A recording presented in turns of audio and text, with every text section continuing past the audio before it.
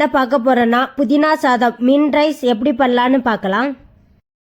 புதினா சாதத்துக்கு தேவையான மசாலாவை ஃபர்ஸ்ட் அரைச்சி எடுத்துக்கலாம். அதுக்கு தேவையான ஒரு ஜாரை எடுத்துட்டு நான் கொஞ்சமா புதினா வாஷ் பண்ணி வச்சிருக்கேன், அதை சேர்த்துக்கிறேன். அப்புறமா ஒரு பச்சை மிளகா வாஷ் பண்ணி சேர்த்துக்கிறேன். அப்புறமா ஒரு துண்டு இஞ்சி சேர்த்துக்கிறேன். அப்புறமா 3 பல் பூண்டு சேர்த்து கொஞ்சமா தண்ணி விட்டு இந்த மாதிரி அரைச்சி எடுத்துக்கலாம். அப்புறமா ஒரு பேனை அடுப்புல வச்சுட்டு ஒரு 2 ஸ்பூன் அளவுக்கு எண்ணெய் சேர்த்துக்கிறேன்.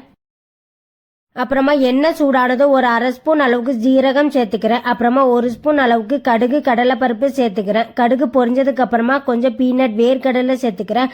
அப்புறமா கொஞ்சம் கேஷ்யூ நட் முந்திரி சேர்த்துக்கிறேன். உங்களுக்கு முந்திரி வேணும்னா சேர்த்துக்கோங்க, இல்லைன்னா வேண்டாம். சேர்த்து நல்லா மிக்ஸ் பண்ணிக்கோங்க. அப்புறமா ஒரு பெரிய வெங்காயத்தை சின்ன சின்னதாக கட் பண்ணி வச்சிருக்கேன், அதை சேர்த்துக்கிறேன். அப்புறமா கொஞ்சம் கருவேப்பிலையும் சேர்த்து நல்லா மிக்ஸ் பண்ணிக்கலாம். வெங்காயம் கண்ணாடி பதம் வர வரைக்கும் நல்லா வதக்கிக்கோங்க. அப்புறமா ஒரு தக்காளி பழத்தை வாஷ் பண்ணி சின்ன சின்னதாக கட் பண்ணி வச்சிருக்கேன், அதையும் சேர்த்து நல்லா மிக்ஸ் பண்ணிக்கலாம். தக்காளி நல்லா வதக்கிக்கோங்க. தக்காளி நல்லா வதங்கினதுக்கு அப்புறமா நம்ம அரைச்சி வச்சிருக்கிற அந்த புதினா பேஸ்ட்டை உள்ள சேர்த்துக்கலாம்.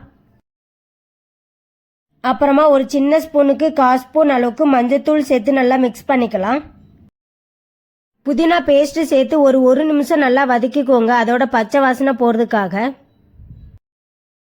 அப்புறமா வடிச்சு வச்சிருக்கிற அந்த சாதத்தை கொஞ்சம் கொஞ்சமா உள்ள சேர்த்து நல்லா மிக்ஸ் பண்ணிக்கலாம். நான் சாதத்துல உப்பு போட்டு வேக வச்சு எடுத்திருக்கனால உப்பு எதுவும் சேர்க்கல. சாதத்தை அந்த புதினால எல்லா இடத்துலயும் படுற மாதிரி நல்லா மிக்ஸ் பண்ணிக்கோங்க. கடைசியா உப்பு செக் பண்ணி பார்த்துக்கோங்க, ஏன்னா கொஞ்சம் உப்பு கம்மியா இருக்கு. ஸோ நான் இந்த சமயத்துல கொஞ்சம் உப்பு சேர்த்து நல்லா மிக்ஸ் பண்ணிக்கிறேன். அவ்வளோதாங்க, அடுப்பை ஆஃப் பண்ணிடலாம். புதினா சாதம் மீன் ரைஸ் ரெடி ஆகிட்டு